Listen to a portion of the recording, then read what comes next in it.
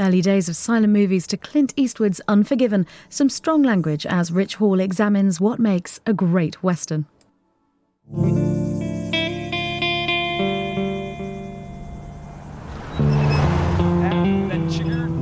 Whatever his name was one menacing film character, man. He's totally gonna make that stupid AFI Top 100 all-time villains list.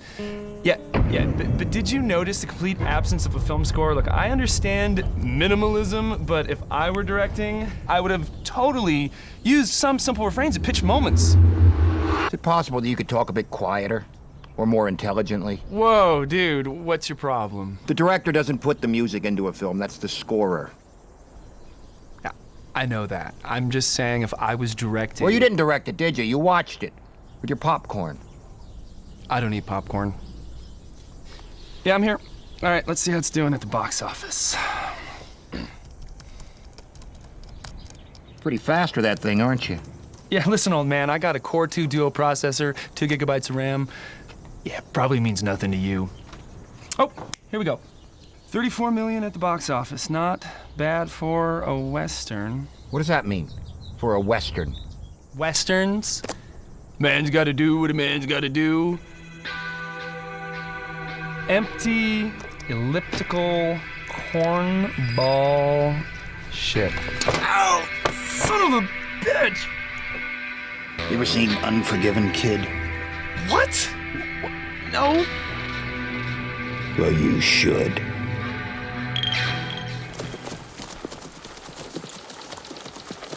You were smart to change your mind, kid. Yeah? Yeah. I'm a real good shot with this rifle. Here. See that hawk up there? I could hit that hawk with one shot. Hell, I could hit it too, Ned, if I didn't mind wasting a shot. There ain't no hawk, kid. You can't see for shit, can you? See, you're exactly the kind of short-sighted 20-nothing that Clint Eastwood was addressing in that film. What film? How many Westerns have you watched? Does Blazing Saddles count? Hey! Hey, that's my laptop. What are you doing?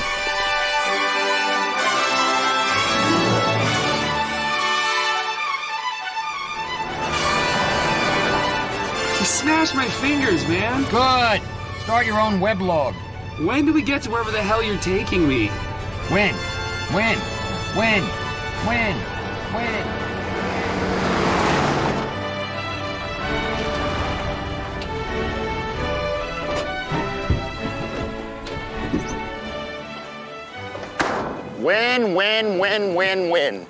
What, is this not processing fast enough for you? Behold, the natural world, brought to your attention. There's nothing out here, man. You said the Western was dead. Yeah? Well, that might be true. But the day it started dying was the day it got interesting, and you and I are going to discuss what killed it. Okay, I get it. This is a documentary, like an inconvenient truth. No, that was a PowerPoint presentation. This is film history. Why me? Well, you're interested in film, aren't you? Modern film, dude. What's your favorite? Well, my top 5 favorite films are Taxi Driver. Taxi Driver. Interesting. Well, what'll it be? Lemon, strawberry, or lilac, sodbuster? You speaking to me? I don't see nobody else standing there. Okay, everyone has influences. Now we're getting somewhere. You don't get modern film without Westerns any more than you get Led Zeppelin without Muddy Waters. Who? All Westerns start the same. A man or men on horseback against a sweeping backdrop. Now, why do you think that is? Because they're Westerns? Because you have to see the contrast, the juxtaposition of humanity against nature. Look at these mountains. You see that they're resilient, they're unchanging. Well, they are changing. They're eroding. Exactly. They're mutable and immutable. That's the paradox. Who cares? Movies are about characters, man. You gotta have an arc. A character arc. What are you, Moses? Actually, I think you mean Noah. All Westerns are about individualism versus evil encroachment, set against a backdrop of spires, buttes, and endless sky. That's a simple but eloquent story, and America is a simple but eloquent nation. See you later. Hello? Hold on. You're leaving me here? I'm sure there's Wi-Fi a couple miles in that direction. Hey!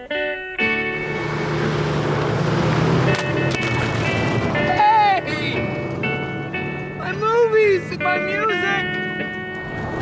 This has a DRAM video card! I'm a rolling stone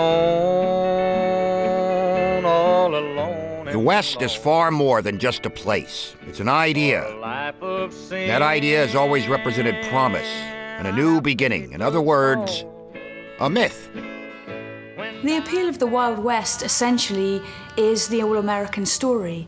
It's the place where the folk history of the nation is created. This is the course of American history. Their country was founded by these sturdy pioneers, and the country was built sort of from the bottom up. The westward movement, the civilizing of the continent. This is what its values are, and that's a very comforting sort of myth. And presiding over this myth is one figure that all Americans are familiar with. If there's one kind of mythical figure who sort of stands for America, it would be the cowboy. The cowboy is tough-talking, upstanding, moral, honest, and in a sense is the ideal American. And this carries an immense resonance with the American population.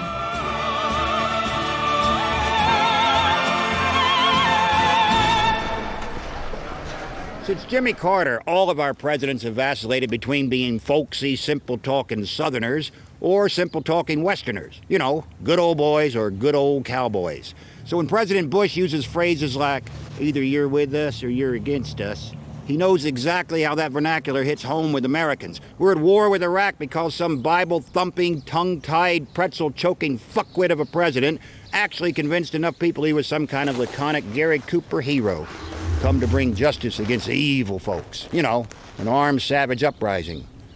That the majority of Americans bought into this while the rest of the world looked on a bit skeptically shows just how much Westerns have shaped our perception of evil. Bush claims that his favorite film is High Noon. Of course it is. A man standing tall and alone against a gang of thugs come to terrorize the town. First he tries to summon up some help. A coalition of the willing, but we all know what it is. It's a posse. I guess you all know why I'm here. I need deputies. I'll take all I can get. You must be crazy coming in here to raise a posse. Frank's got friends in this room. You ought to know that. Now, this scene runs 1:23, and that's exactly 1:23 more than Bush actually spent trying to muster UN support for the invasion of Iraq.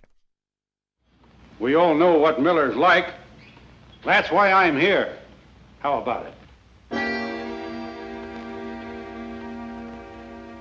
Bush never really got his posse together, and like Gary Cooper, he has to go it alone. Nowadays, your average middle management Microsoft monkey would claim that that's not heroic at all. That's a person who can't maximize the resources available to him. In other words, the dude can't network. What makes America the exceptional country that it is? Its frontier past. Not its real frontier past, its imagined frontier past, the one portrayed in films. What Bush has managed to do is to make a mockery of this past by invoking it and then failing to live up to its promise. Compare High Noon to the favorite film of a previous president, Harry S. Truman. When John Ford's My Darling Clementine was first screened at the White House in 1946, Truman claimed it was the best film he'd ever seen. At this point, John Ford had already won 3 Academy Awards and was well on his way to becoming the godfather of the Western. My Darling Clementine is his almost utopian vision of post-World War II America. There's a joke here I'm not going to touch with a 10-foot pole. It's easy to see why the film resonated with the president. A year earlier, Truman had made the most devastating military decision in history, to drop atomic bombs on Hiroshima and Nagasaki. It was a decision most Americans deemed justifiable, but there was no escaping the barbarism of killing hundreds of thousands of innocent civilians. And this paradox is at the root of My Darling Clementine. It's based on a real incident, the gunfight at the OK Corral, October 26, 1881, in which Wyatt Earp, his brothers, and a dentist-turned-gambler named Doc Holliday battled a gang of cattle rustlers called the Clantons. Shave, please. Well, we sure want to thank you, Mr. Earp. Wyatt Earp. What? You're not by any chance the marshal from Dodge City? Ex-marshal. In the film, Wyatt Earp, played by Henry Fonda, finds his younger brother gunned down by the Clantons. So we think this is going to be a film about revenge. But that's not what Ford gives us. When James is murdered, the brothers bury him. And Earp reiterates the very manifesto that Truman himself was promising after the horrors of 6 years of war. I'm gonna be around here for a while. Can't tell. Maybe when we leave this country, young kids like you will be able to grow up and live safe. Earp becomes Marshal of Tombstone, not driven by vengeance, but by a desire to keep the peace. The name Tombstone invokes death, but the focus is clearly on birth, progress, culture, religion. It's a world totally out of whack. Here's mighty entertainment that combines the exciting action of reckless pioneer days, the romantic conflicts of men and women who led perilous lives. We're through talking, Marshal. My advice to you is start carrying your gun. That's good advice. Earp's nemesis is Doc Holliday, the transplanted Easterner. In a way, you could say that Holliday represents America's barbarous past, whereas Earp represents its affirmative future. And he spends a lot of the film doing everything he can to avoid violence. For a man of action, he spends a lot of time just sitting. He's more or less happy to just watch progress unfold. He falls in love with Doc Holliday's ex-girlfriend, Clementine. When they attend the church dance together, Ford shows us one of the all-time unforgettable Western set pieces, the unfinished Tombstone Church, an apparition of the future, the image of clear-sailing prosperity that Truman's America was desperate for. And when Wyatt Earp tentatively attempts to dance, we know his transition from nomadic cattleman to pillar of society is complete. Only then does Ford give us what we've been waiting for, the showdown at the OK Corral. We've spent the whole film waiting for it, but when it happens, it only lasts a few minutes. Roughly the same amount of time it took for a bomber plane to find its target and unload over Hiroshima. And when the film ends, Earp no longer embraces the virtues of civilization he's acquired. He kisses Clementine goodbye and heads back into the wilderness, as if he knows that he has to keep guard to protect the transcendent future of the town that he's left behind. John Ford's progressive vision of Tombstone came true, but in the most perverted way possible.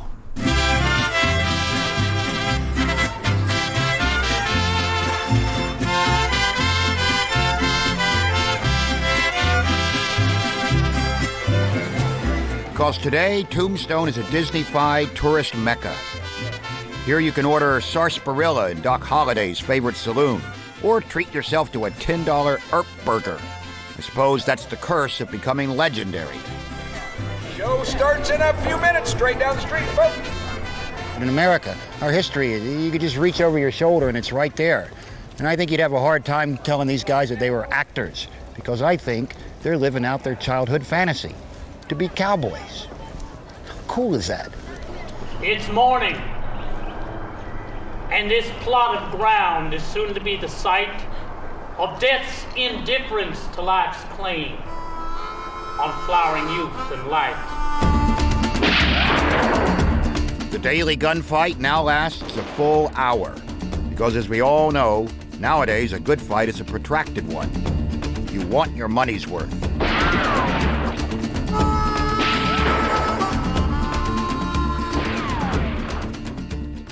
Tombstone has a very rich history. It was the last of the big-time boom towns. And I have worked 40 years now to try to keep the history alive and keep it correct like it really happened.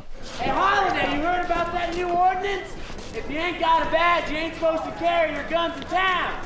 Well, the gunfight at OK Corral, according to some of the old people that I met when I first came here who were children at the time, told me that the gunfight didn't amount to much here. People just kind of wrote it off as an ordinary happening. I count at least 5 or 6 of them. Much as I hate to say it, we might could use Holiday on this. I don't think it became famous until late 1920s. Probably started when Walter Noble Burns put out his book Tombstone. If you're afraid to fight, boys, if you're afraid to die, you'd better stay out of the Badlands where the red-hot bullets fly. Was Tombstone a fairly peaceful town before this gunfight? No. Tombstone was never a peaceful town. Tombstone, from the very first, had shootings and knifings and fights and whatever. And it was a rough, tough town. It was never a peaceful town. If you're afraid of dying. Whether these people were renegades or whether they were outlaws or whatever, they were the best of the American people. I mean, they were determined, they were strong people, they were tough, resilient. They had to be to come to a place like Tombstone, which is nothing but cat claw, cactus, and full of Apaches, and make a town here. Now, the ordinary person today could not do that.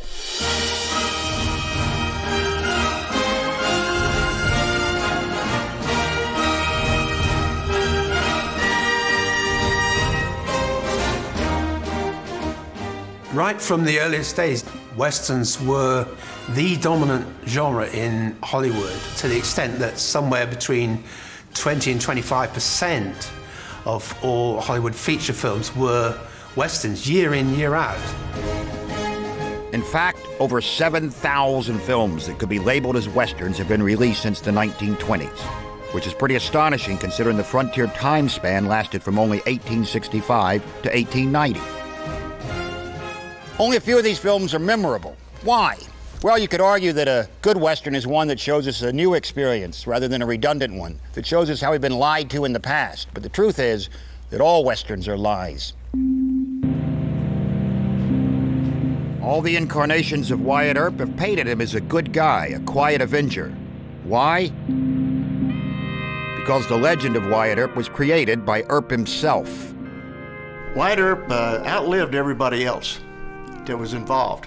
I have to say that he was not a paragon of virtue. He could say anything he wanted to and there was nobody left to dispute him. There is an interaction in the West always between myth and reality, and so we see a stock of Western characters from the 19th century involved in their own myth-making process. Earp was savvy and literate enough to be able to control the telling of his own story, and he happened to be in the right place at the right time, just when the pulp fiction novelists and early filmmakers were descending on the West looking for authentic, raw material. If Earp created his own celebrityhood, it took William F. Cody to take the raw dirt of his own life and spin it into showbiz gold. Buffalo Bill was far and away the most sensationalized folk hero of Western times. His exploits as scout, Pony Express rider, and buffalo hunter were serialized in over 500 novels. He gains his first entry onto the public stage through being a character in a dime novel. And a dime novel is one of the first mediums to popularize the West as a landscape of adventure and myth and excitement.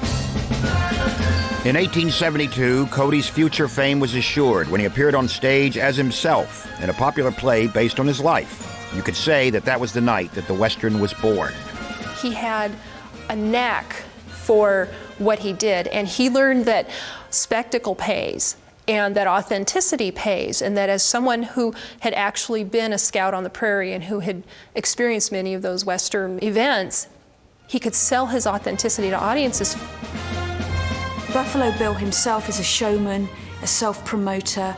He's very aware of crafting a particular look for the audience. He makes sure that he dresses up in his best Western gear. He wears his 10-gallon hat, he wears lots of fringed clothing, and thereby creates the look of a Westerner, creates the look of a cowboy as his own. And it's this image which movie makers pick up on and run with in the 20th century. When he wasn't acting, Cody would travel back west to scout for the U.S. Army. And in 1876, he joined General Custer's campaign to fight the Plains Indians. Custer died at the Battle of Little Bighorn on June 25, 1876. 25 days later, Cody captured and scalped a Sioux Indian chief named Yellow Hand. He managed to return to Chicago in time for the debut of his new play, which was called Buffalo Bill Shows His First Scalp to Custer, even though it should have been called Buffalo Bill Shows His First Scalp to Custer, even though Custer has been dead for 25 days. 10 years later, Cody's fame had spread across the world. His traveling Wild West show with its cast of hundreds was packing in audiences from Manchester, New Hampshire to Manchester, England.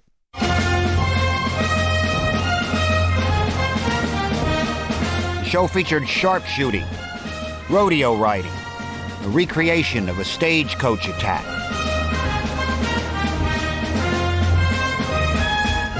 There were also sketches performed by captured Sioux Indians, for whom a life in show business was the only alternative to forced imprisonment on designated reservations. Apparently, there was no Geneva Convention in those days.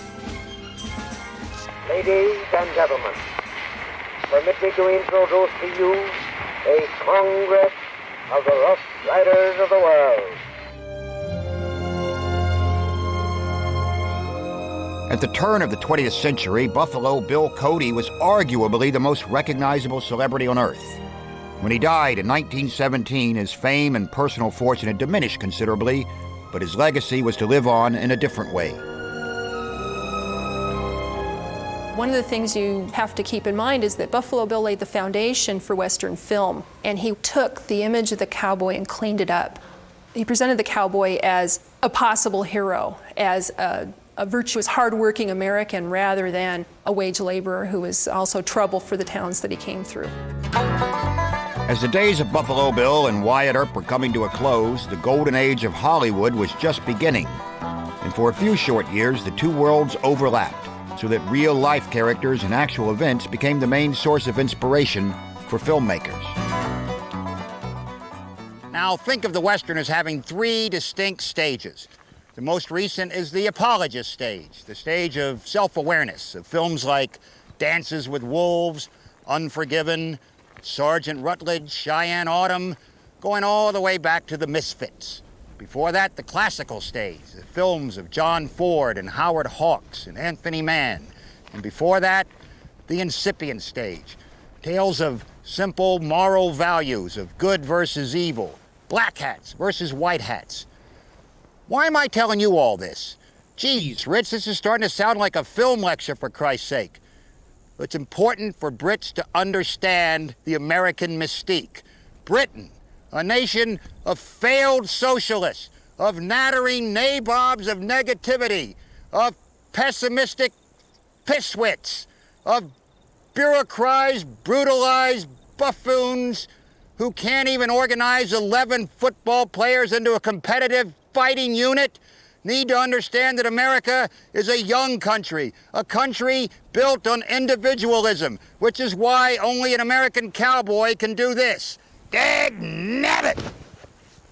Shit! There's plenty of trails behind me, I never knew where they led. Why should I worry where I go on the crazy old trails ahead? Get along, doggies, hurry. Early Westerns had a very simple moral code. Rescue the girl, be kind to your horse, and learn 3 chords on the guitar. As this code refined itself, the Western grew up and entered its classical period, the period of high noon and Shane. Shane is often cited as the quintessential Western because of its mythical, almost religious depiction of its hero. First time we see Alan Ladd, he's astride a horse, walking across water.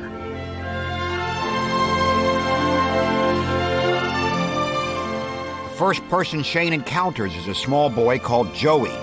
And this scene forces us to perceive the film from a child's point of view. You were watching me down the trail quite a spell, weren't you? Yes, I was. You know, I like a man who watches things go on around. Means he'll make his mark someday. Can I offer you some water? Joey's dad is a sodbuster, one of many who came west to stake their claim when the Homestead Act was passed. Joe Sterrett and his neighbors are threatened by a local rancher who's determined to see that the open range stays that way. The local ranchers gang together and bring in a hired gunfighter, Jack Palance, to rid the area of sodbusters. And it's Shane who ultimately stands up to him. I've heard about you. What have you heard, Shane? I've heard that you're a low-down Yankee liar. In the end, Shane outdraws Palance, but he gets wounded. He rides off into the wilderness with the kid chasing after him, and of course, leaving not a dry eye in the house.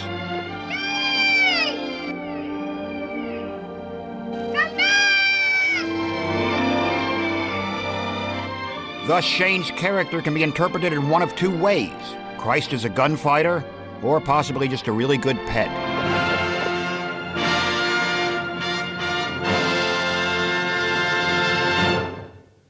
Shane was released in 1952, the same year as High Noon. Howard Hawks, Bud Bedecker, Anthony Mann, Elia Kazan, Nicholas Ray, and Fritz Lang all directed westerns in 1952.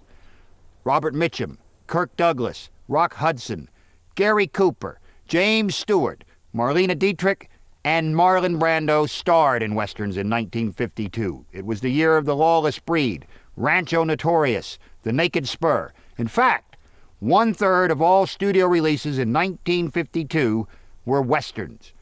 Now, how did audiences react to this golden windfall of western filmmaking? The biggest grossing western of 1952 was Son of Paleface with Bob Hope. Such a massive success of a western parody was a sure sign that audiences had grown bored of the same old cowboy stereotypes and gunfighter cliches. But one director was not prepared to let the western go down without a fight. So with The Searchers, John Ford started to kill the genre that he'd helped create. He was aware that acting styles were changing, that these brooding method freaks like Marlon Brando and James Dean, actors who had to churn through a whole Rolodex of emotions before even speaking, were emerging as Hollywood's newest stars, reflecting America's growing obsession with Freudian analysis. John Ford chose John Wayne to play the hero, but it was a completely different John Wayne than audiences were accustomed to seeing. It's John Wayne as Ethan Edwards, who had a rare kind of courage. The problem with The Searchers, I think, is that you have John Wayne playing essentially an anti-hero. And he's an anti-hero in two senses, both of which are quite transgressive. Here is the story of a man, hard and relentless, tender and passionate. One, he's in love with his brother's wife, so there's a kind of quasi-incestuous relationship at the heart of the film. But the other thing is that quite clearly he is a racist, and he says some very unpleasant things in the course of the film about his young friend Martin Pauly, who is part Indian, and about the Indians generally that they are chasing. We've all seen Taxi Driver, a story about a social outcast, an embittered loner. In The Searchers, John Wayne's character, Ethan Edwards, isn't all that different from Travis Bickle. When the woman he can't have is killed by the Comanche, Ethan becomes obsessed with rescuing her daughters, Debbie and Lucy, who have been kidnapped by the Indians. Never thinking of himself as martyred, never thinking of himself as brave. So we'll find him in the end, I promise you. We'll find him. It's this fixation that drives Ethan Edwards into a spiral of self-destruction. He becomes a danger both to himself and to those around him. I found him! I found Lucy! What you saw was a buck wearing Lucy's dress. I found Lucy back in the canyon. What was she? What do you want me to do, draw you a picture? Spell it out? Don't ever ask me. As long as you live, don't ever ask me more. Pretty dark for a John Wayne film. And it gets even darker. Over the 5-year period that Ethan spends looking for Debbie, he becomes more and more convinced that her enslavement by the Comanche has polluted her, both racially and sexually. Through the course of the film, his behavior crosses the line into racist and psychopathic. Travis Bickle's hatred was aimed at pimps and urban savages. Ethan's is aimed at Indians. It was a problem for the audience and certainly for some critics to have a hero who's kind of quite explicitly racist and actually just wants to kill Indians and even wants to kill his own niece because he's afraid she's becoming an Indian. That's a big ask for the audience to, accept, really, that you accept this man as a hero. Well, what kind of a hero is he? A man whose unconquerable will and boundless determination carved a lusty, rough, and boisterous slice of history called the Searchers. Go, Martin, please! Stand aside, Martin. Oh, you don't, Ethan. Ethan, no, you don't! Stand aside. It's safe to say that audiences were ready for a John Wayne film. By this point, John Wayne was beyond a film star. He was a repository of national ideals, of strength, valor, steadfast courage. Instead, audiences got a film about a borderline misogynist psychopath who was in love with his brother's wife, liked to shoot Indians point blank through the eyeball, and was obsessed with saving a white girl from brainwashing non-white savages. Now, John Wayne had tremendous influence over the shaping of any character in any film he made. But here he deferred entirely to John Ford's vision. And Ford's vision was quite clearly to cast the Western in a different light.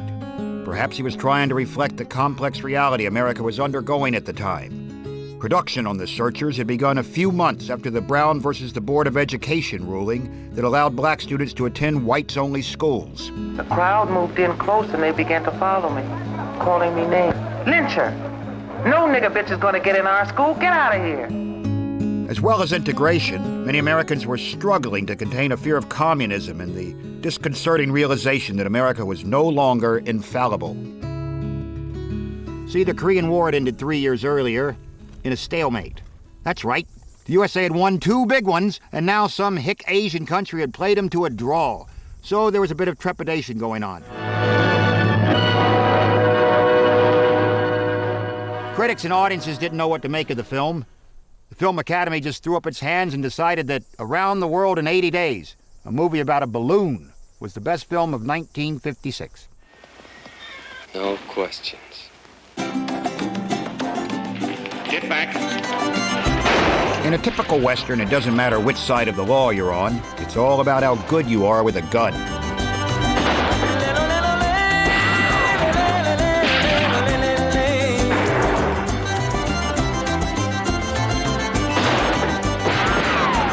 The gunfight in Westerns is pure cinematic ritual. First, it's used by the bad guys to kill the innocent. Then it's used by the good guys to kill the bad guys. And in between, it's used to foreshadow the inevitable showdown. It's a moral tool. Good shoot. Well, I guess that fixes the Lone Rider. We better make sure. The development of the handgun is crucial to the history of the American West. There it is, sometimes called the gun that won the West. That's the Peacemaker. The Peacemaker, or the Frontier. You see the flame come out? Yep. That's pretty impressive at night. Wow. I got a slight erection. Just a slight one. Well, I'll stand over here then, if you don't mind. Thanks to Westerns, we've all heard of the Colt Peacemaker, but the romance between cowboys and handguns had begun even earlier, in the 1830s. How did the six-shooter come about? Samuel Colt developed a revolver much like this in 1836 called the Patterson. It looked similar to this, and it had a cylinder, and it had 5 chambers in it. And then very soon afterwards, he developed the six-shooter, or the six-gun. It was 36 caliber, it was light, it was convenient. You could carry 2 or 3 or 4 of these on your belt and still do your work. A lot of these were taken to California during the gold rush. A miner who's panning for gold and worried about Indians or claim jumpers could have a handgun on his belt all ready to go. Or if there was a rattlesnake, or if he saw some game and he wanted to take what they called a pot shot, in other words, a quick shot to put a squirrel or rabbit or something in the stew pot that night, he could do that. He wouldn't have to worry about moving and running over to get his rifle. So this is kind of the gun that put the pistol on the belt of America. The guns went off like lightning. But the real milestone in the history of the handgun came in 1873. Samuel Colt came out with, well, he was dead at the time, but his company came out with the Colt Peacemaker, adopted by the United States Army. And this is the gun most closely associated with the Old West, and this is what you see all the cowboys and lawmen and gamblers carrying in the TV shows and the movies. It was first developed with the 7.5-inch barrel. This is what the Army used. And then they had the artillery model with a 5.5-inch barrel. Right. And then the civilian model with a 4 3/4-inch barrel. What's the significance of changes in the size of the barrel? Well, you could imagine if you were doing a fast draw, this was a lot easier to get out of the holster, right. Faster, easier to carry, easier to shove down in your waistband if you didn't have a holster. What is that for? Why do they do that? It just looks good.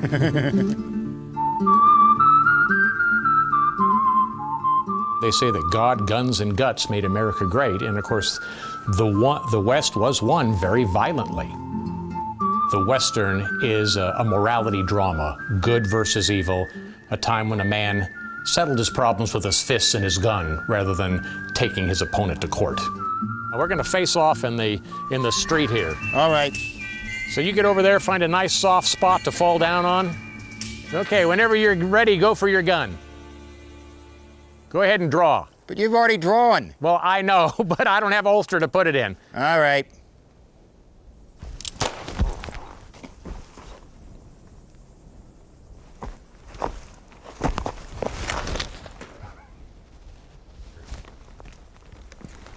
Good? Good. Thank you very much, Ken. That was very informative. We really appreciate it. You're welcome. Thank you. Thanks for coming to Cemetery Hill. All righty.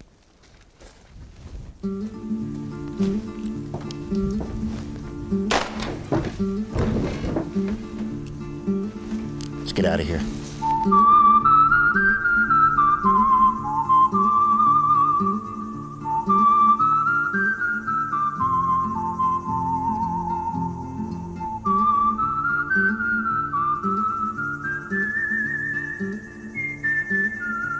Frontier people weren't obsessed with guns, they were obsessed with protection. The same is true today. Americans will buy a gun the way Brits will buy a chub lock. Why? It helps them sleep better at night.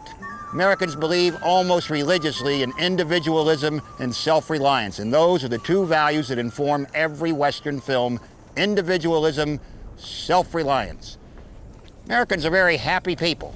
One of the reasons they're happy, they own guns. And it's very important to keep Americans happy, because they own guns.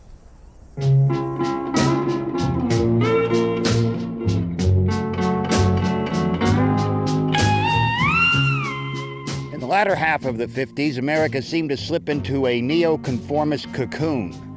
The most popular film of 1956 was The Man in the Gray Flannel Suit. With an avuncular president, Eisenhower, a blistering economy, and a wonder-bred notion of suburban prosperity, America seemed to want to do nothing more than sit back in a lazy boy, put up its feet, and watch Wagon Train or Gunsmoke. These are some of the people who share the good times and the danger in the frontier boomtown Dodge City. By 1959, 6 of the 7 top-rated television shows in America were Westerns. And one of the stars of these shows, Clint Eastwood. A man quietly watching and learning.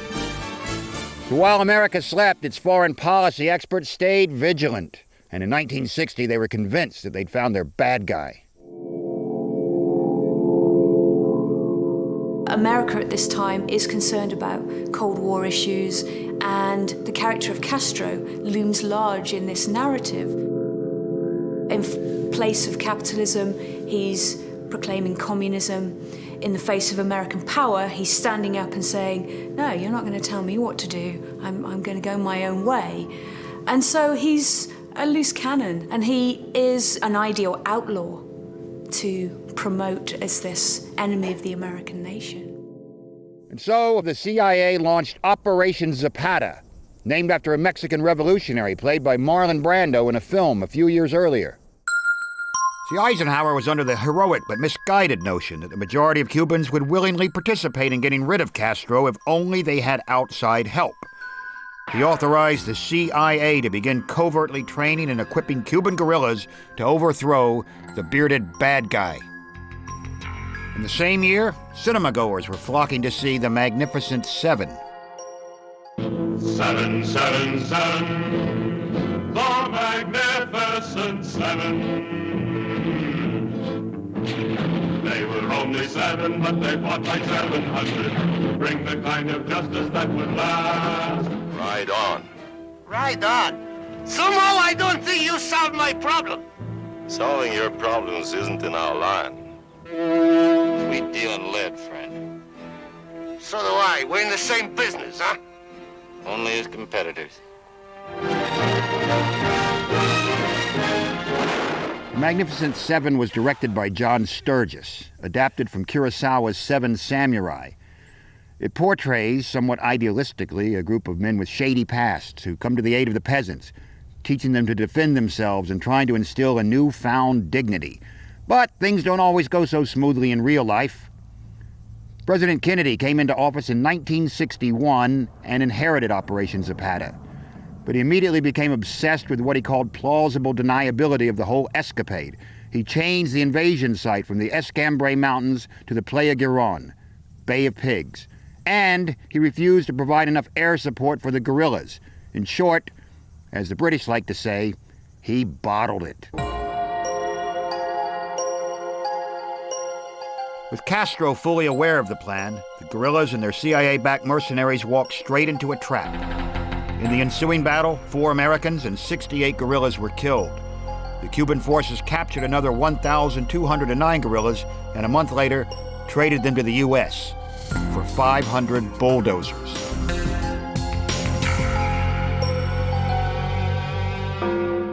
Besides trying to paint a romantic notion of America's Cold War policy, the Magnificent Seven is also notable for another reason. It establishes the notion of group heroics. They were only 7, but they fought like 700 to bring the kind of justice that would last. They made a brave stand, the Magnificent Seven. They fought for the future to wipe away their past. We're never really told much about these men's background. They just seem to be adrift, as if their very reasons for existing is starting to play itself out. See, the Western hero is essentially a tragedian. His actions are always toward the betterment and protection of the community, but these are also actions that will ultimately render his skills obsolete. And the men of the Magnificent Seven seem to be aware of this. The gun has got you everything you have. Isn't that true? Isn't it true? Yeah, sure, everything. After a while, you can call bartenders and faro dealers by their first name. Maybe 200 of them. Rented rooms you live in, 500. Meals you eat in hash houses, 1,000. Home, none. Wife, none. Kids, none. Prospects, 0. Suppose I left anything out? The Magnificent Seven. In the same year that audiences were thrilling to the action and adventure of the Magnificent Seven, a different kind of Western came out. One that twisted the genre almost completely out of shape. This man is Arthur Miller, one of the great playwrights of our time, winner of the Pulitzer Prize. This man is John Huston, 2-time Academy Award winner. These giants of the entertainment world have combined their talents to create an outstanding motion picture. The Misfits, directed by John Huston, plops the Western down into a completely contemporary setting, painting its characters as pure anachronism. The Misfits of the title applies both to the wild Mustangs of Nevada and to the no-hope Wranglers who try to round them up just to earn enough money to get by.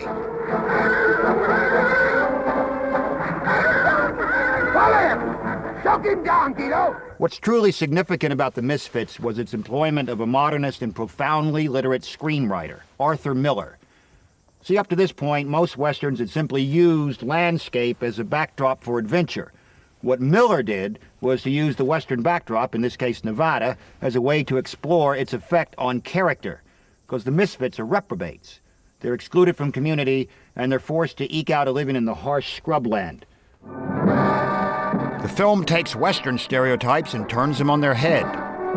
Eli Wallach, who had donned mustache and sombrero as Calvera in The Magnificent Seven, here plays Guido, one of 3 men vying for the affections of Rosalind. The screen's most exciting woman, Marilyn Monroe. The others are an aging cowboy named Gay Langland, played by Clark Gable. I don't feel that way about you, Gay.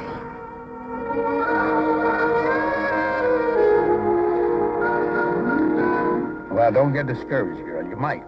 And a burned-out rodeo rider named Perce, played by Montgomery Clift.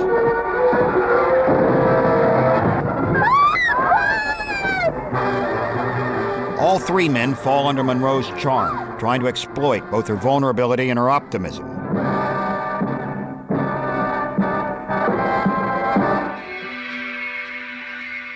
In The Misfits, there's no longer a place in the West for noble qualities or cowboy heroics.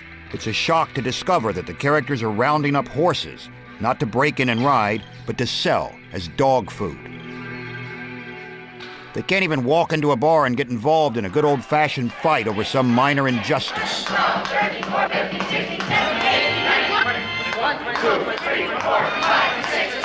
right, come on outside, Jack. Here. What's the trouble? Misfit also applies to the cast behavior throughout the film's making. Most of them were hardly less tormented in real life than their on-screen characters. During production, Marilyn Monroe's marriage to husband Arthur Miller had begun to disintegrate.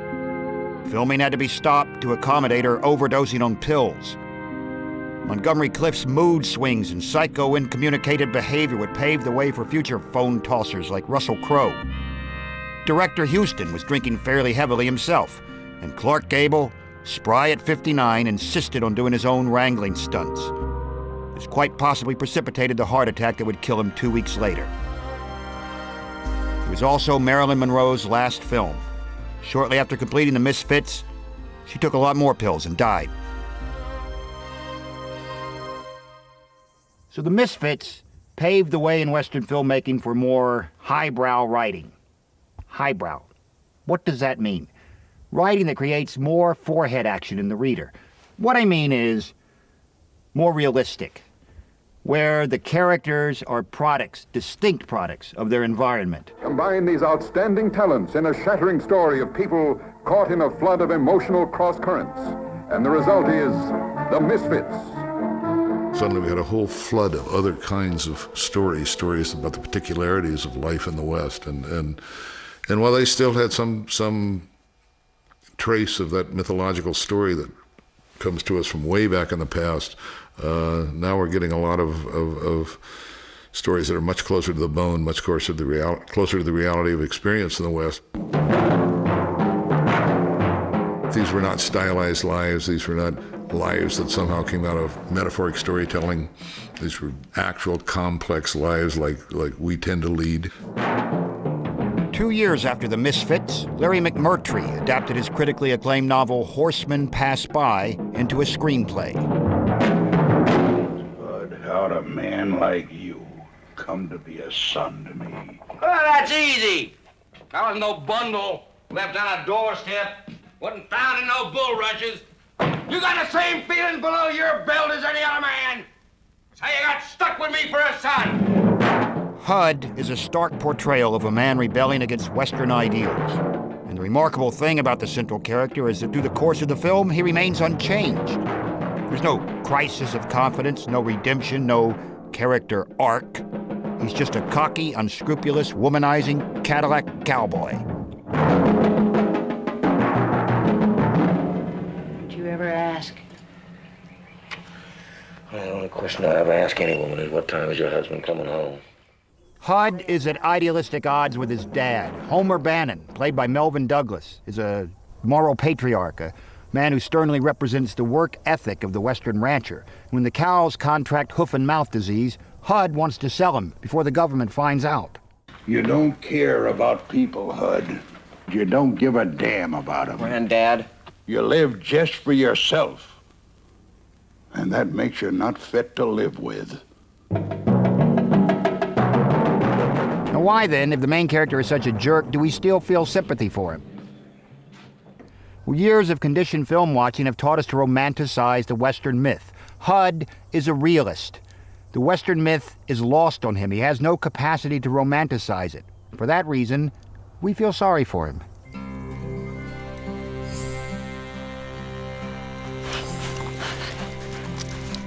In both HUD and The Misfits, the Old West is lost, irreplaceable. There seems to be nowhere for the characters in those films to look but backwards.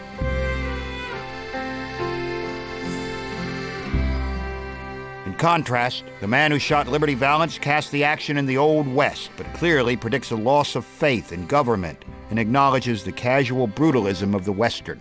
Out of the flame and fury of the frontier, the Old West lives again, as only John Ford can recreate it. Made in 1962, the film marked John Ford's return to directing Westerns. But gone are the epic landscapes, the VistaVision, and the Technicolor. This is a stark, almost expressionist world. As if for Ford, the vibrant, colorful days of the frontier are now reduced to gray. In Liberty Valance, James Stewart plays Ransom Stoddard, a senator returning to the town of Shinbone to attend the funeral of an old friend. Stewart had been associated primarily with the westerns of Anthony Mann, films like Winchester 73 and The Man from Laramie. Mann's films were notable for portraying their antagonist as somewhat tormented, driven to almost irrational acts of revenge. But in Liberty Valance, Stewart's Ransom Stoddard represents something entirely different. He codifies the arrival of civilized order that Ford promised at the end of My Darling Clementine. When Stoddard first arrives in Shinbone, he's armed with nothing but Eastern knowledge. His stagecoach is robbed by the ironically named Liberty Valance, Lee Marvin in one of his snarliest roles. You got a choice, dishwasher. Either you get out of town, or tonight you be out in that street alone. From then on, most of Liberty Valance takes place indoors, in kitchens, schoolrooms, newspaper offices. No spectacle, no inspired landscapes. You all heard him say he had a gun in his hand, didn't you? I didn't say that. That ain't murder, Mr. Marshall. That's a clean-cut case of self-defense. The presence of Liberty Valance signifies a threat to Shinbone's harmony. Ford contrasts Stoddard's peaceful nature with John Wayne's Tom Donovan. Wayne plays Tom Donovan like John Wayne. He teaches Stoddard that in the West, when freedom is at stake, guns are still the most effective way of protection. I don't want to kill him. I want to put him in jail. Oh. Well, I know those law books mean a lot to you, but not out here. Out here, a man settles his own problems. Ransom takes a job at Shinbone's local eatery and begins searching his law books for a way to prosecute Valance legally. Ford's intent seems to be to treat the Eastern notion of civilized law and order as something akin to forced femininity. Of them all, two are the most memorable: Liberty Valance and the man who shot him. That's my steak, Valance. But you heard him, dude. Pick it up. I said you, Liberty. You pick it up. Stoddard reluctantly sheds his Eastern values and gets drawn into a gunfight with Liberty Valance. All right, dude. This time, right between the eyes.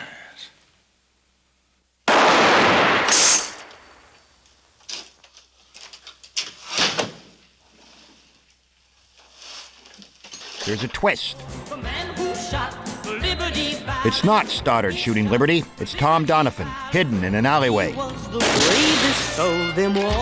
Because no one is quite sure what really happened, this lawless act establishes Stoddard as a hero, and he goes on to be elected to statehood, which allows him to implement the civilized values he first stood for.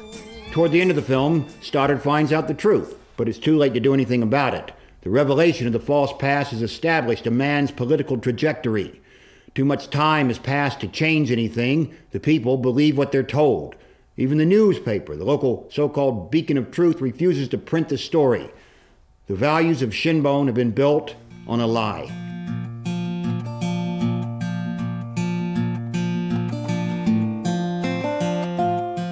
Liberty Valance represents John Ford's attempts to atone for his past violent transgressions. Guy was getting up there in years. Maybe felt the need to re-examine all the gore and destruction and racism that he painted so gleefully in earlier films, where Indians, standing in for black people, were murdered indiscriminately. A few years earlier, he'd made a film called Sergeant Rutledge, in which a black cavalry officer, played by Woody Strode, is charged and then cleared of the murder and rape of a white woman. In that film, Sergeant Rutledge's impeccable service record is invoked through flashbacks, so we know he's an honorable soldier because he's killed a lot of Indians. So having apologized for racism, Ford made his last Western in 1964, Cheyenne Autumn. It charts the 1,800-mile trek of the Cheyenne Nation from their forced government reservation in Oklahoma back to their native homeland on the Yellowstone River. The less than 300 men, women, and children fought a fantastic running battle with an army of more than 10,000 bluecoats in a seemingly hopeless exodus to their Yellowstone homeland nearly 1,500 miles away. These are the heroes of this epic story. Ford claimed his desire for Cheyenne Autumn was to portray Indians magnificent in their stoical dignity. But the film was also about Ford's own autumn. He was 70 now, an age maybe where he felt the need to apologize. This kind of late career crisis would turn up in directors to come. Unforgiven would be Clint Eastwood's answer to Sudden Impact. Spielberg's Saving Private Ryan is an answer to Jaws.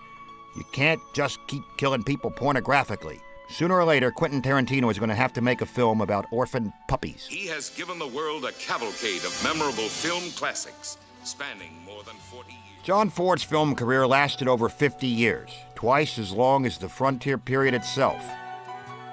If there's an abiding historical statement to his work, it's this: that both violence and the suppression of violence are crucial to nation building.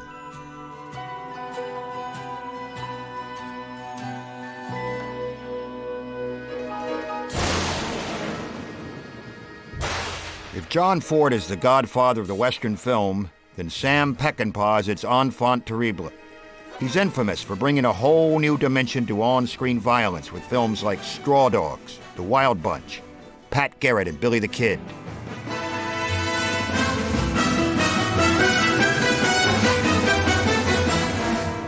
There's a very famous story about Sam Peckinpah once getting drunk and trying to get his horse into this hotel elevator and up to his room.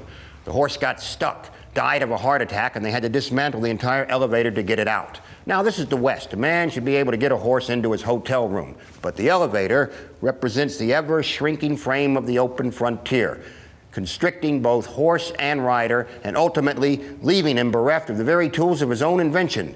Quite possibly the most overstretched metaphor ever used for a Western. But what the hell? Peckinpah had forged his directing skills in TV as the creator of The Rifleman and The Westerner.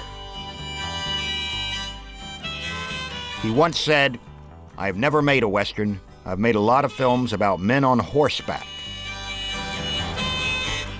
With Ford's imminence coming to a close, Peckinpah became the predominant Western director of the 60s and 70s. His artistic arrival coincided with a point where America was pretty much becoming afraid of its own shadow. The purpose of a good film is to haunt us, and the best way to haunt us on film is to reflect the fears of real life, the expansion of cultures and ideals that seem foreign and evil.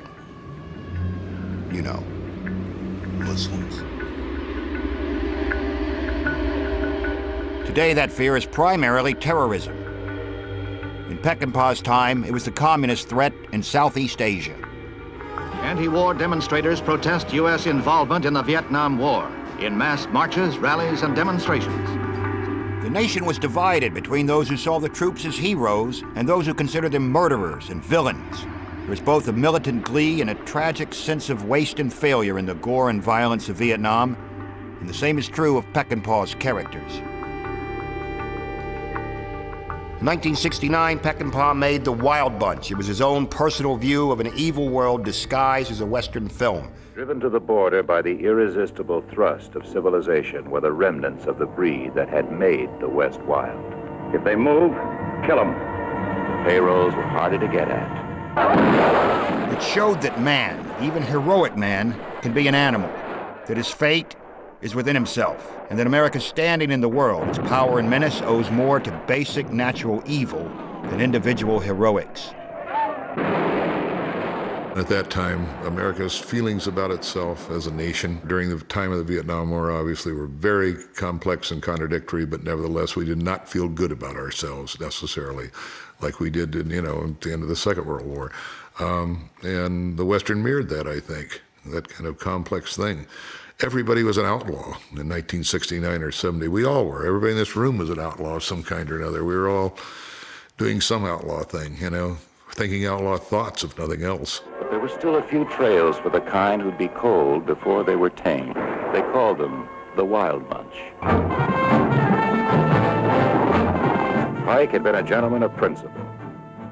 In the Wild Bunch, Peckinpah is attempting to show the brutality of conflict, to show that a gunfight is not honorable and glorious, but it's nasty and it shows human nature at its worst.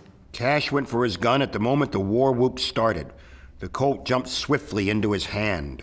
Duke was having trouble, but his right hand acted like a separate part of him. His Smith & Wesson appeared over the pommel of his saddle with the speed of a striking rattler. Yeah. Here's how Sam Peckinpah shows you the same thing.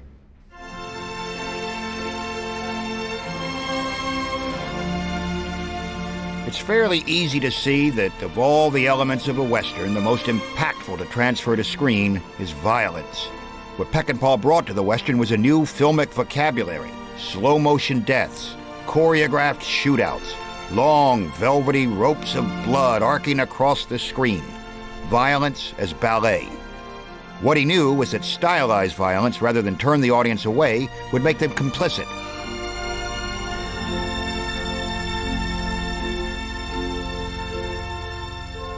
Over the years, he developed a style of filmmaking that compelled and repelled viewers in equal measure.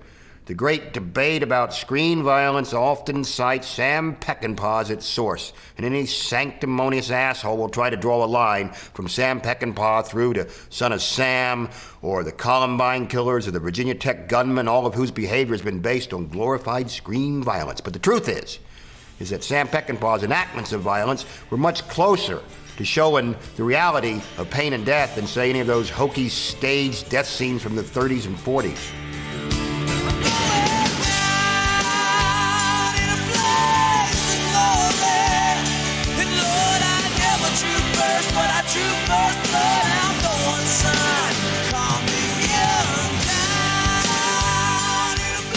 Thus, anyone who sees real-life violence as an outgrowth of screen violence is just too dirt stupid to realize how completely ridiculous on-screen violence is. Take, for example, the famous barroom brawl. What makes this fight so watchable? Because real fights never look like this. The Western barroom brawl always resembles what happened after the story has been recounted about 1,000 times.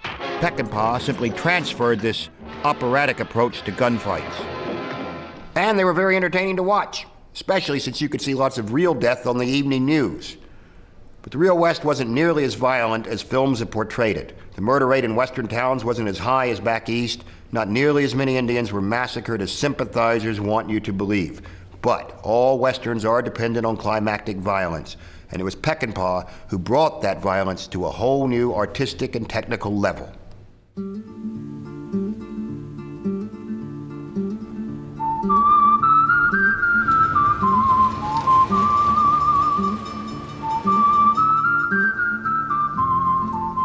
The Western is probably the most quintessentially American of all film genres. So it's ironic that the man who was responsible for some of the most commercially successful Westerns of all time was an Italian. With the last bit of Puritan ethos squeezed from the Western, it's no surprise that Europeans would begin to plunder the genre. After all, they're godless people with fractured self-identities who tend to view their own existence as some sort of barren post-apocalyptic landscape where Catholic death looms just over the horizon. You know, Spain.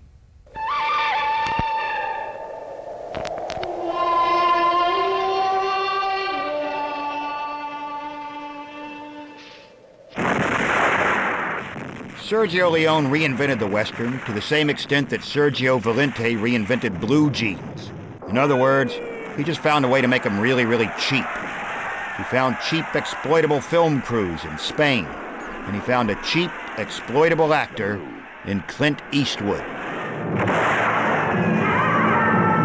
In fact, the Sergio Leone film was pretty much like putting a closed-circuit television in a sweatshop and just letting it run. He created a style that was instantly a parody of itself. It had nothing to do with the American West, neither the real nor the mythological one. Various cinephiles have tried to champion Leone as some kind of messiah of Western filmmaking. In fact, a woman named Marcia Landy, in a book called Americanism and the Italian Western, I'm not sure what Americanism is, had this to say about spaghetti westernism. A phenomenon that is larger than the geographical and cultural boundaries of the United States and its Cold War domination, coming to represent worldwide transformations and conflicts. Really? I thought it was just a guy who the scriptwriter hadn't even bothered to name, shooting some other guy because his words didn't match his lip movements. The Good, the Bad, and the Ugly takes place in Texas during the Civil War. Never mind that Texas wasn't actually involved in the Civil War. At the beginning of the film, we're introduced to three characters.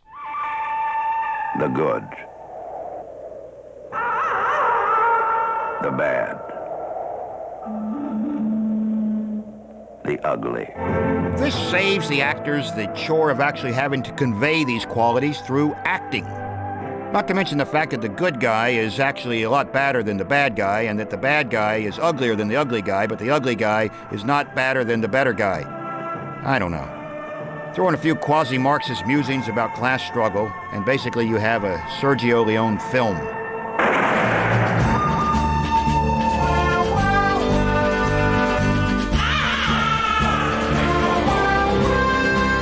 Leone would eventually move to Hollywood, where some real money got thrown at his productions. And love him or hate him, one thing's for sure. His undeniable contribution to Western filmmaking was in allowing Clint Eastwood a first-hand observation of the creative process. A drifter came riding out of the West. You know him as Clint Eastwood. The citizens of Largo didn't know him at all. High Plains Drifter was his first attempt at directing a Western. What did you say your name was again? I didn't. It's a dark, sardonic story with a supernatural twist. The opening scene evokes the man with no name character. Dark, silhouetted figure, funereal music, and lots of high-angle shots that emphasize the community as something to be pitied, but beneath the hero's contempt. In fact, Eastwood is simply bringing the no-name character to its logical conclusion, the angel of death. They didn't know him when he drifted into town. Now they'll never forget him. The nihilism and undisguised contempt of Eastwood's character for the civilized West is a response to Gunfighter as anachronism. We have come a long way since My Darling Clementine, when Wyatt Earp is insulted by a saloon singer and simply chooses to ignore her. Eastwood's response to insult is a bit more aggressive. He drags the girl off to a barn and rapes her. You know what you are. You're an animal. Well, you have a way of bringing that out. Eastwood kept the overriding pessimism of Leone's films, but he threw out all the metaphors and surrealism. The film's central nemesis is the community itself. The great, shining vision of Ford's Tombstone has turned into dystopia, festering with greed, corruption, and amorality. One man against one town. Not bad odds. About time this town has a new sheriff. I'm the sheriff. And the mayor. I'm the mayor. Any objections? Only Eastwood could get away with turning a character this dark into a hero, and it would be Eastwood's pulling power at the box office that would play a big part in keeping the Western alive through the lean years to come. Eastwood might have brought the Western back to America in the early 70s, but when he got here, he found that directors like Arthur Penn and Robert Altman had changed it. McCabe and Mrs. Miller is not only one of the greatest Westerns ever made, it also paints a far truer picture of expansionist economics than any of Sergio Leone's gas-headed dissertations on class struggle. It's true that all the men you knew were dealers. It was Robert Altman's first Western, and from the outset, he was consciously attempting to destroy what he called the myths of heroism in the Old West. Guiding the film is Robert Altman, who has established himself as an exceptional director. In this picture, he needs a crude and uncomfortable setting to film this first meeting between a tough businesswoman and her new partner. You John McCabe? Mrs. Miller. Come from Fairport to see you. Altman's use of grubby exteriors and natural lighting convinced many viewers they were watching a real Western. They weren't, of course. They were watching a brilliantly reimagined Western in which the anti-hero struggles in his own way to better his community. McCabe is an affable pimp with no business skills whatsoever. When Mrs. Miller, an experienced madam, arrives, played by Julie Christie, she offers to run the whorehouse properly, and they form a partnership. I'm talking about a proper sporting house with class girls and clean linen and a proper hygiene. Well, I don't think you're going to find my clientele up here too interested in that sort of thing. They will be once they get a taste of it. Presbyterian Church is an infant mining town, and the success of the whorehouse is its first baby steps toward economic maturity. The whorehouse brings better hygiene, better housing, better work conditions. Seems as if Altman is striving not for realism, but for a kind of purity of the infallibility of the human condition. To film a story of 125 men facing those odds, fighting the elements, the loneliness, and their enemies, a movie company has come to British Columbia to start from scratch, as they did, to build the mining town of Presbyterian Church. They began The theme of nascent communities struggling to assert itself echoes My Darling Clementine. But unlike Wyatt or Warren Beatty's McCabe isn't providing a peacekeeping service, he's providing a real service. Two representatives of a large mining company arrive to buy out McCabe and Miller's enterprise. McCabe refuses, and the two guys, though not necessarily bad themselves, are very aware of the lengths that their company will go to get what it wants. I got better offers than that from Monkey Ward. So now if you boys want to talk business with me, what you gotta do is you gotta get your offer way up there in the air where it belongs. Smalley, set up that no-limit game for me, will you? Well, man, what do you think of that? He's a real smart-ass, he is. In essence, McCabe is just a small-time businessman standing up for free enterprise. And we know that that will lead to his death, because that's the ultimate price you pay for standing up to corporate evil. Also because we keep hearing Leonard Cohen's music in the background. I know that kind of man. It's hard to hold the hand of anyone who's reaching for the sky just to surrender. The film is full of overlapping dialogue and half-mumbled monologues. It's a depersonalized film that refuses to allow us to project our preconceptions of Westerns onto it. And there's never been a film quite like it. Robert Altman is ready to film one of the dramatic events in the movie. Presbyterian Church has developed into a flourishing town, and McCabe the richest man. Outsiders menace his operations, and he has to face them alone. The arrival of 3 hired killers sent by the mining corporation shows how big business bends the rules of fair trade just to suit its own needs. During the filming of this climactic sequence, every building will be used. It is director Altman's and designer Erickson's painstaking care that makes the scene pay off. The final scene in the film, where the townspeople unite to extinguish the burning church while McCabe takes on the hired killers, sets the reverse Puritanism right. Well, I'm going right now. I got to have my gun. Them men out there trying to kill me. Get out.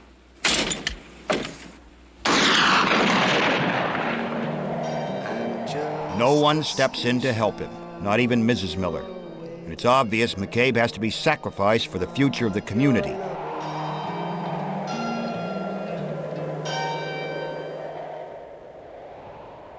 Altman's unheroic vision of the old frontier received a mixed reception from critics and filmgoers. Perhaps Americans had enough to worry about. It was 1971, and America was still reeling from the findings of the My Lai massacre trial. The truth of how a platoon of U.S. infantrymen had ruthlessly murdered hundreds of innocent Vietnamese women and children was making international headlines.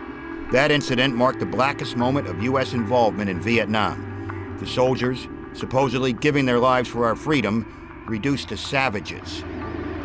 5 years later, with America's Vietnam policy a certified shambles, Little Big Man hit the screens. Bonnie and Clyde and Alice's Restaurant has created 15 reels of motion picture entertainment called Little Big Man.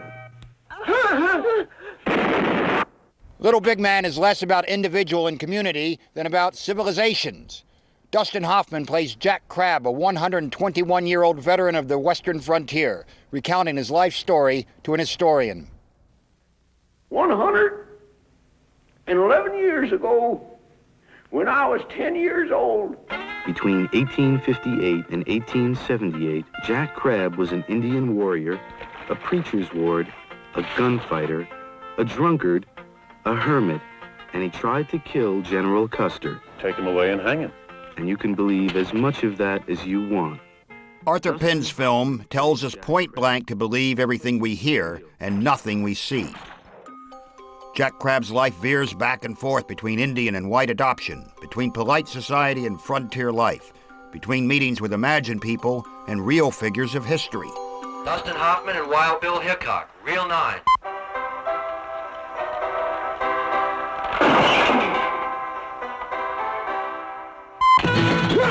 Eventually, Crabb's identity becomes so muddled he no longer seems to know who or what he's a part of anymore. Got to cut your throat to get it through your head. I'm a white man.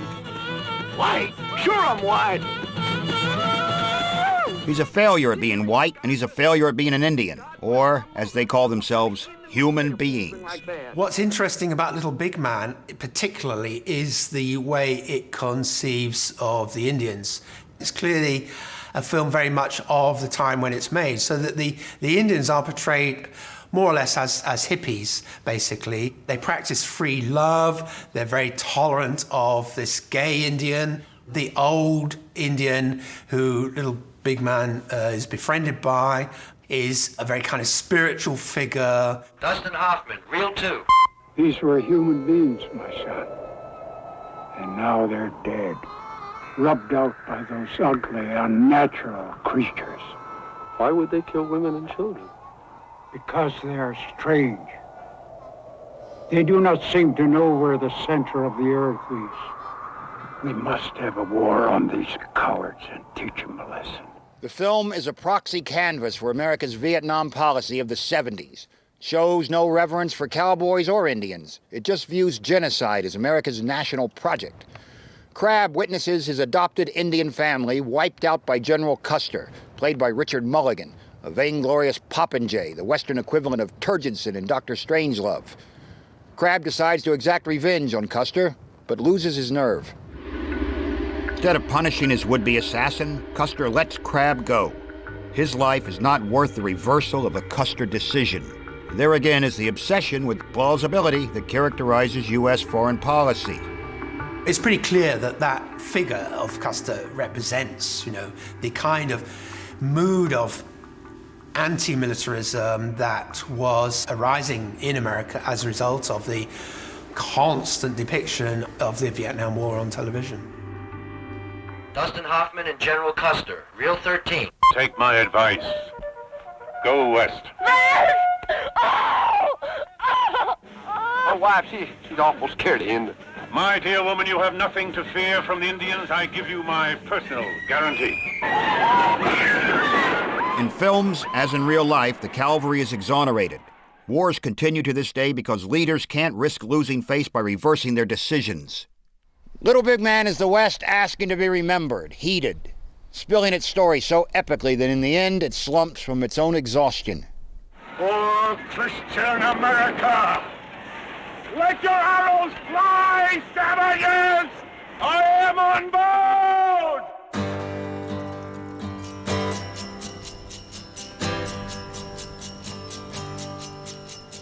By now, the Western was more or less spitting up blood and looking for a soft place to fall. Sam Peckinpah's last Western, made in 1973, acknowledges more than any other Western film that its glory days are over. Pat Garrett and Billy the Kid is the story of two famous gunfighters, former friends, now forced to confront each other.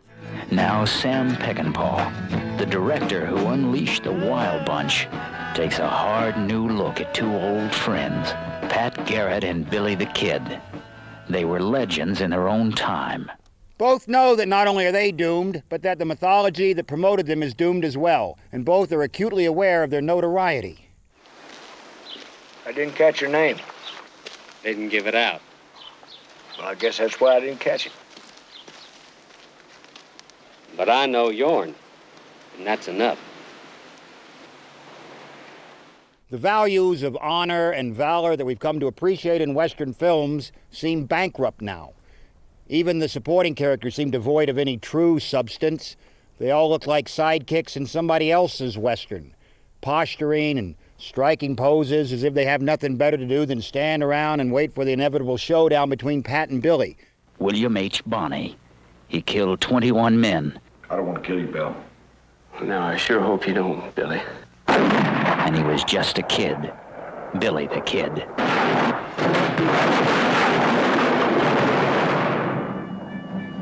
Sheriff Pat Garrett. Adios. Pat Garrett and Billy the Kid. Legends in their own time. But time was running out. Peckinpah seemed to know that America in 1973 was at least a generation removed from anyone who would take a Western seriously. So he challenged young viewers to connect with the film by casting counterculture musicians.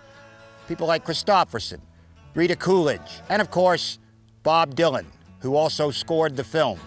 In fact, Dylan's character, Alias, was never even written into the original script. They say that Pat Garrett got your number. Your sleep with one eye open when you wonder. Peckinpah used Dylan to create a self-distancing effect in the moviegoer, to show how the iconography of all the characters replaced any sense of true function. And using Dylan's music over and over again, he created a lament, a kind of death poem for the Western. There's guns across the river about to pound you. He gathered up every recognizable cowboy character actor he could find to populate the film. Jack Elam, Chill Wills, Richard Jekyll, Slim Pickens, Katie Gerardo, as if lining them up for one farewell cameo before the Western expired. 6. I'ma take this badge off of me. Slim Pickens, who whooped into infamy astride an atomic bomb in Dr. Strangelove, here just limps to the waterside and dies quietly. It's getting dark, too dark to see. Feel I'm knocking up on heaven's door.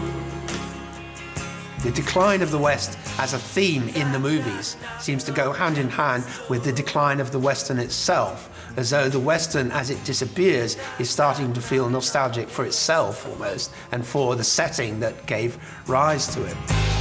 Knock, knock, knocking on heaven's door. Very few remarkable Westerns have been made since 1973. The constant search for new and different approaches was wearing thin. The conventional wisdom is that the Western was killed off in 1980 by Heaven's Gate, but that's not true, because you can't kill something that's already dead. However, the film that probably buried the Western came out in 1974. The pure joke count and knowing references of Mel Brooks' Blazing Saddles showed just how overripe the Western genre had become. He rode a blazing saddle, he wore a shining star. His job to offer battle to bad men near and far. The heroic sheriff rallies his citizens in the wildest finish the West has ever seen, or the movies have ever shown. Ow! Oh! Ow! Have you ever seen such cruelty? Mama put my guns in the ground. I can't shoot them anymore. For the next 15 years, Hollywood largely turned its back on the Western. But that doesn't mean that there wasn't a cowboy watching over the range. What's interesting about the late 70s and early 80s is, although you have the decline of the Western, and Heaven's Gate in 1980 is a complete flop and nobody goes to see it, it loses enormous amounts of money. But at the same time, you have a cowboy in the White House, so people get their Western kicks from the political arena rather than the movies. Knock, knock, knocking on death's door. Knock, knock, knocking on death's door. On the 4th of July weekend of 1976, as America was turning 200 years old, 3 westerns were released. One was The Missouri Breaks. The others were Clint Eastwood's The Outlaw Josie Wales and The Shootist with John Wayne. None did particularly well at the box office. In retrospect, maybe it was the final salvo of the Western as anything more than an anomaly. But then again, you never know. This land is your land, and this land is my land, from California to the New York Island. Every once in a while, a director comes along and decides he'll have a shot at a Western, but for the most part, they're just modern sensibilities dressed up in spurs. All hat and no cattle, as they like to say. Today, the only remaining viable Western director is Clint Eastwood. With Unforgiven, he proved that there's still a story to be told out there, but nowadays, you have to find your own audience. There's no built-in fan base for Westerns anymore. There's only a built-in fan base for Clint Eastwood. With Unforgiven, he managed to create an extremely layered story that still reminded us how valid the iconography of the West is. In a sense, he reclaimed the Western for all of us, if only briefly. And the scene in which Gene Hackman kicks the living shit out of Richard Harris for trying to impose some royalist ownership of America's past is a thing of beauty. You been talking about the Queen again? On Independence Day?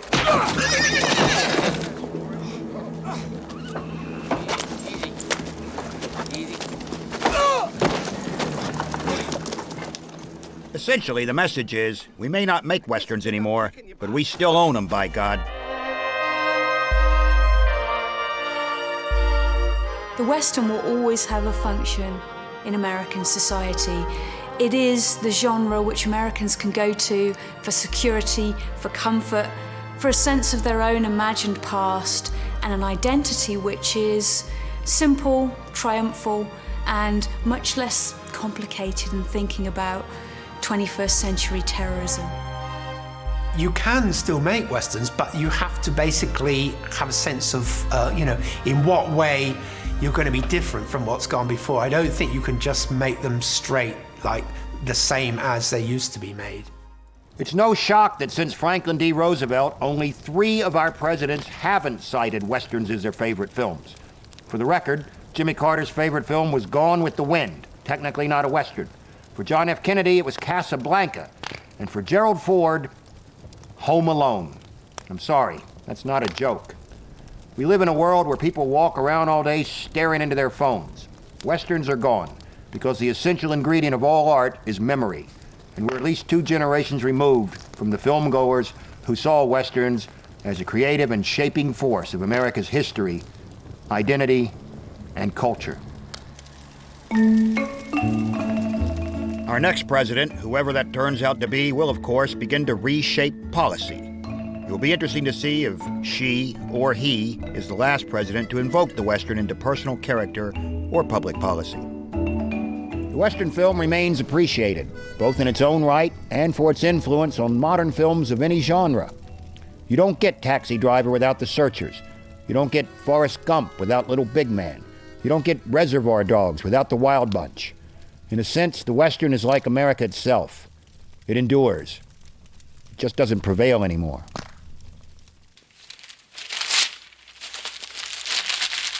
Well, you're not going to use the story, Mr. Scott? No, sir. This is the West, sir. When the legend becomes fact, print the legend. He's right, Rance.